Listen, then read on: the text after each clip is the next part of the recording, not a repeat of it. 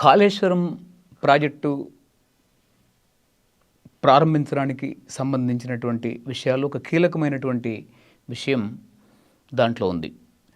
తుమ్మిడిగట్టి project Pranahita project అయితే అందులో ఎక్కువ భారీ ఎత్తున దోచుకోవడానికి అవకాశం లేదనే ఉద్దేశంతో సుమారు 7-8 నెలల పాటు మోడీ ప్రభుత్వాన్ని తుమ్మిడిగట్టికి అనుమతిని కోరుతూ కొనసాగినటువంటి ఢిల్లీకి పర్యటనల నేపథ్యంలో అకస్మాత్తుగా తుమ్మిడిగట్టిలో మనం ఎక్కువ దోచుకోవడానికి వీల్లేదు అనేది గ్రహించి 8 నెలల తర్వాత కేసీఆర్ ప్రభుత్వం, అందులో నీటిపారుదల శాఖ మంత్రి హరీష్ రావు గారు కాళేశ్వరం దగ్గర కనుక ప్రాజెక్టు డిజైన్ చేసినట్టయితే ముందు పైప్ లైన్ అని చెప్పేసి ఒక డిజైన్తో ఏర్పాటు చేశారు. అది బొగ్గు గనులు అనేక విషయాలు ఉన్నటువంటి నేపథ్యంలో, రైల్వే లేతే కరెంటు ఫ్యాక్టరీలు ఉన్నటువంటి నేపథ్యంలో సాధ్యం కాదని చెప్పి నిర్ధారించుకొని చివరికి గోదావరిలో అన్నారం, మేడిగడ్డ, సొందిల్ల పేరిట ఎదురెక్కించేటటువంటి పథకానికి పూనుకున్నారు.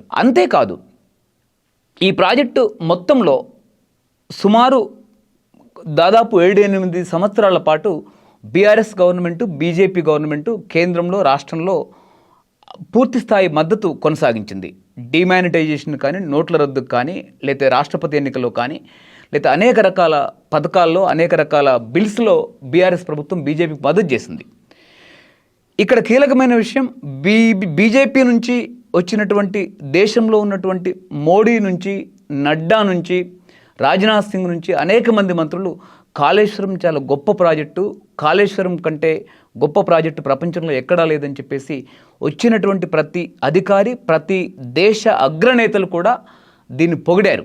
7-8 సంవత్సరాల పాటు 7-8 సంవత్సరాలు పొగిడినటువంటి వీళ్ళే చివరికి ఎన్నికల నాటికి వచ్చేసరికి బీఆర్ఎస్, బీజేపీకి సంబంధించినటువంటి ఎన్నికల ప్రయోజనాలు, పార్లమెంటరీ ఎన్నికల ప్రయోజనాలు కావచ్చు, లేదా రాష్ట్ర ఎన్నికల, అసెంబ్లీ ఎన్నికల ప్రయోజనాలు కావచ్చు, వీళ్ళ మధ్య రహస్య స్నేహం అలానే ఉంటూ చివరికి పైన ఒక స్నేహం లేదనేటటువంటి నటనతో వీళ్ళు కాళేశ్వరం ఒక ఏటీఎం, కేసీఆర్కి ఏటీఎం, కల్వకుంట్ల కుటుంబానికి అదొక ఏటీఎం, కాళేశ్వరం ప్రాజెక్టు ద్వారా అడ్డు అదుపు లేనంతగా దోచుకున్నారని చెప్పేసి బీజేపీ నాయకులు చాలా శక్తివంతంగా గత 2-3 సంవత్సరాల్లో వాళ్ళు ప్రచారం చేశారు. కానీ ఇక్కడ ఆ ప్రచారం ఏదైతే చేశారో దానికి తగ్గట్టుగా కాళేశ్వరం ప్రాజెక్టులో దోషులపైన, కేసీఆర్ పైన, కేసీఆరే అన్నీ తానే నిర్మించి ఇంజనీర్గా నిర్మించినటువంటి కాళేశ్వరం ప్రాజెక్టుకు సంబంధించినటువంటి దాంట్లో ఏ ఒక్క నేర విచారణ ప్రక్రియను కానీ, లేకపోతే ఈ అవినీతి ప్రక్రియ పైన తన సిబిఐతో కానీ, ఈడీతో కానీ విచారణ చేయనటువంటి విషయాన్ని తెలంగాణ ప్రజలు, దేశం గమనించాలి. ఇక్కడ మరో కీలకమైన విషయం, ఎలక్టోరల్ బాండ్స్ దేశవ్యాప్తంగా 12,000 కోట్ల పైచిలుకులో దాదాపు 8,200 కోట్లు ఒక బీజేపీ పార్టీకే ఎలక్టోరల్ బాండ్స్లో ఉన్నటువంటి డబ్బంతా అనేక కంపెనీల నుంచి చేరింది. ఇందులో కాళేశ్వరానికి సంబంధించినటువంటి mega engineering and infrastructure limited company ఏదైతే ఉందో, మెగా కంపెనీ అధినేత పిచ్చిరెడ్డి కానీ, మెగా కంపెనీ అధినేత కృష్ణారెడ్డి కానీ ఈరోజు 70,000 కోట్ల రూపాయల అప్పుల రాష్ట్రాన్ని వీళ్ళు దోచుకునేటటువంటి భగీరథ పథకంలో కావచ్చు, కాళేశ్వరం పథకంలో కావచ్చు, పాలమూరు రంగారెడ్డిలో కావచ్చు, అనేక ఎత్తిపోతల పథకాల్లో వీళ్ళే అగ్రమైనటువంటి వాటా. అయితే ఇందులో ప్రధానంగా కాళేశ్వరం నుంచి దోచుకున్నటువంటి దాంట్లో 1,186 కోట్ల రూపాయల మొత్తంలో ఎలక్టోరల్ బాండ్స్లో ఒక బీజేపీ పార్టీకి 584 కోట్ల రూపాయల డబ్బుని ఎలక్టోరల్ బాండ్స్ రూపంలో మెగా అధికారికంగా చట్టబద్ధంగా ఇచ్చింది. అంటే కాళేశ్వరంలో కేసీఆర్ దోచుకున్నటువంటి మొత్తం డబ్బులో సగం డబ్బు ఒక బీజేపీ పార్టీకే ముట్టిందని చెప్పేసి ఈ electoral bonds mega engineering and infrastructure limited కథ చెప్తా ఉంది. కేసీఆర్కి ఎంత ఇచ్చాడు? బీఆర్ఎస్ పార్టీకి 190 కోట్ల రూపాయల డబ్బు ఇచ్చాడు. ఇది అధికారికంగా ఇచ్చినటువంటి డబ్బు. అనధికారికంగా బీజేపీ దేశంలో ఉన్నటువంటి కేంద్ర నాయకత్వానికి, లేదా రాష్ట్రంలో ఉన్నటువంటి నాయకత్వానికి, కేసీఆర్కి, మిగతా అనేక పార్టీలకి కూడా ఇచ్చినటువంటి వాటాలు కూడా 1,186 కోట్లలో తలా కొంత ఇచ్చారు. ఈ విధంగా మొత్తంగా కనుక చూస్తే ఎలక్టోరల్ బాండ్స్లో ప్రాఫిట్ అధికారికంగా చూపెట్టినటువంటి కంపెనీల నుంచి కూడా బీజేపీ పార్టీకి భారీ ఎత్తున డబ్బు సమకూరిందని చెప్పేసి క్లియర్గా చెప్తా ఉంది. ఈ విధంగా మొత్తంగా గనక చూస్తే ఆ 28,000 కోట్ల రూపాయల కాంట్రాక్ట్కి సంబంధించినటువంటిది కేవలం నామినేషన్ పైన ఇచ్చారు. ఎక్కడ కూడా గ్లోబల్ టెండర్స్ కానీ మిగతా ఎక్కడ కూడా పారదర్శకతని పెద్దపీట వేసేటటువంటి నేపథ్యంలో ఎక్కడా కూడా అలాంటి విషయాలు మనం కేసీఆర్ ప్రభుత్వం పాటించినటువంటిది. దీంట్లో బీజేపీ కేసీఆర్ ప్రభుత్వం చాలా పద్ధతి ప్రకారం దోచుకున్నటువంటి క్రమం కూడా కనబడుతూ ఉంది. దీనిపైన విచారణ కేంద్ర ప్రభుత్వం మోడీ ప్రభుత్వం ఏదైతే విచారణ చేపట్టకపోవడం ఏదైతే ఉందో ఒక పథకం ప్రకారం కేసీఆర్ను రక్షించేటటువంటి పథకం కొనసాగింది.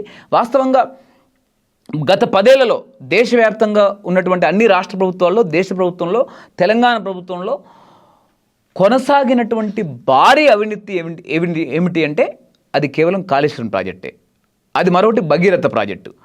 ఈ రెండింటిలో అతి పెద్ద వాటా, అతి పెద్ద అడ్డు లేనటువంటి దోపిడీ కొనసాగింపు కార్యక్రమంలో ఉన్నటువంటి company mega engineering and infrastructure company.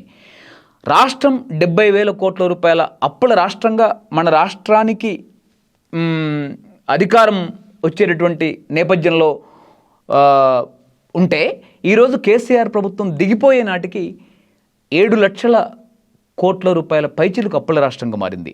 ఈ విధంగా కొన్ని కీలకమైనటువంటి ఎత్తిపోతలు కేసీఆర్ ప్రభుత్వం మొత్తం కొనసాగినదంతా కూడా ఎత్తిపోతల పథకాలు, రాష్ట్రాన్ని వినాశనం చేసేటటువంటి అదుపులేనటువంటి అప్పులు తీసుకురావడము ఒక అత్యంత పథకం ప్రకారం సాగింది తప్ప ఈ రాష్ట్రానికి నీళ్ళు అందించేటటువంటి పథకం అనేది దీనిలో లేదు. దీనిలో మరో కీలకమైనటువంటి విషయం ఏంటంటే సుమారు 87,500 కోట్ల రూపాయలు కాళేశ్వరం ప్రాజెక్టు గురించి అప్పులు తీసుకురావడం జరిగింది. ఈ 87,000 కోట్ల రూపాయల అప్పులకు సంబంధించినటువంటి విషయం కట్టడం సమస్య అవుతుంది అనే ఉద్దేశంతో 2 సంవత్సరాల పాటు వాయిదా వేశారు. 2 సంవత్సరాల పాటు కేసీఆర్ ప్రభుత్వం వాయిదా వేస్తే ఆ అసలు వడ్డీ కలిసి అదనంగా కట్టవలసినటువంటి ఇన్స్టాల్మెంట్స్ సమయం వచ్చినప్పటికీ కూడా 2 సంవత్సరాలు అదనంగా దాటడం వల్ల సుమారు 8,500 కోట్ల రూపాయల డబ్బుని రాష్ట్ర ప్రజల ఖజానా నుంచి, రాష్ట్ర ప్రజల పన్నుల నుంచి ఈరోజు అదనంగా కట్టాల్సిన పరిస్థితి ఏర్పడింది. అత్యంత అనైతికంగా రాజ్యాంగబద్ధమైనటువంటి సాధికారికత, అధికారం లేకుండానే ఒక తప్పుడు కార్పొరేషన్లు, రాజ్యాంగ రహితమైనటువంటి కార్పొరేషన్లు, కాళేశ్వరం కార్పొరేషన్లని లేదా రకరకాల కార్పొరేషన్లు ఏర్పాటు చేసి ఆ కార్పొరేషన్కి ఎక్కడి నుంచి డబ్బు వస్తుందో చూపకుండా ఈరోజు ఆ కాళేశ్వరం కార్పొరేషన్ పేరిట తీసుకొచ్చినటువంటి డబ్బంతా కూడా ఈరోజు కాళేశ్వరం ప్రాజెక్ట్ కార్పొరేషన్కి ఒక నయా పైసా ఆదాయం లేకుండా అదొక పనికి మాలినటువంటి వైట్ ఎలిఫెంట్స్గా, ఒక నిరర్ధకమైనటువంటి గుదిబండ కార్పొరేషన్స్గా మారి ఆ డబ్బు కట్టాల్సినటువంటి అప్పు బాధ్యత అంతా కూడా ఈరోజు ఉన్నటువంటి ప్రభుత్వం పైనే పడినటువంటి నేపథ్యం కూడా మనకు కనిపిస్తూ ఉంది.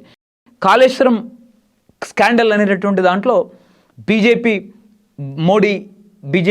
కేసీఆర్ మోడీ అద్భుతమైనటువంటి దోచుకోవడం అనేటువంటిది జరిగింది. తెలంగాణ రాష్ట్రపు యొక్క ప్రజల ఖజానాని దోచుకొని తెలంగాణ రాష్ట్రాన్ని అప్పుల రాష్ట్రంగా మార్చి కొన్ని ప్రభుత్వేతర ప్రైవేటు కంపెనీలని, బడా సంపన్న కంపెనీలని మరింత బడా సంపన్న కంపెనీలుగా మారారు.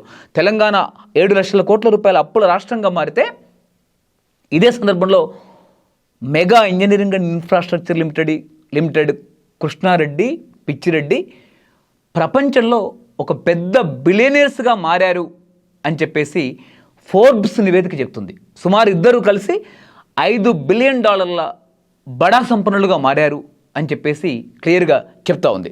కాబట్టి ఇక్కడ మొత్తంగా కనుక చూస్తే దీనిపైన ఒక సుప్రీంకోర్టుకు సంబంధించినటువంటి ఒక సిట్ ఏర్పాటు చేసి ఆ సిట్ ఆధ్వర్యంలో చాలా క్లియర్గా నీటిపారుదల నిపుణుల్ని, దాంతోపాటు నేర విచారణ ప్రక్రియలో ఉండేటటువంటి నిపుణుల్ని తీసుకొని దీనిపైన విచారణ చేసి ఈ విచారణ ప్రక్రియలో ఇక్కడ ఉండేటటువంటి బీఆర్ఎస్ ప్రభుత్వంలో ఉన్నటువంటి కేసీఆర్ ప్రభుత్వాన్ని, కేసీఆర్ కుటుంబాన్ని శిక్షించి దానిలో వాళ్ళు దోచుకున్నటువంటి సొమ్మును ఏదైతే ఉందో అది జమ చేసి ప్రజల ఖజానాకు జమ చేయాలి, ప్రజల ప్రయోజనాల కొరకు వెచ్చించాల్సిన అవసరం ఉంది.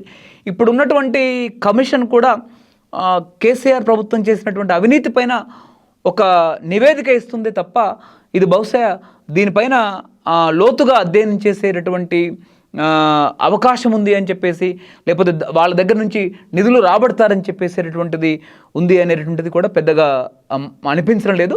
కావున దీంట్లో బీజేపీ బీఆర్ఎస్ బంధం చాలా స్పష్టంగా మన కళ్ళ ముందు కనబడుతూ ఉంది.